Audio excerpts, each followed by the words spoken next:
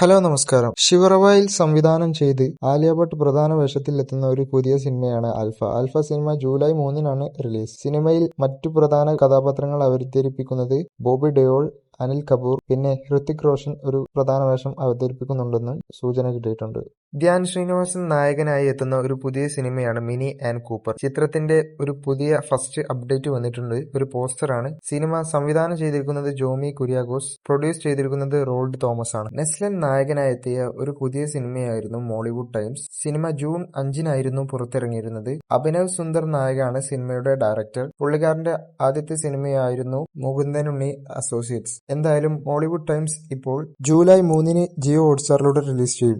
3 വർഷങ്ങൾക്ക് ശേഷം KGF chapter 2-ന് ശേഷം റിലീസ് ചെയ്യാൻ പോകുന്ന യാഷിന്റെ ഒരു പുതിയ സിനിമയാണ് ടോക്സിക്. സിനിമയുടെ റിലീസ് തീയതികളിൽ ഒരുപാടധികം കൺഫ്യൂഷനുകൾ ഉണ്ടായിരുന്നു. എന്നാൽ ഇതാ സിനിമ ഓഗസ്റ്റ് 20-ന് ഓണം റിലീസായിട്ട് വരികയാണ്.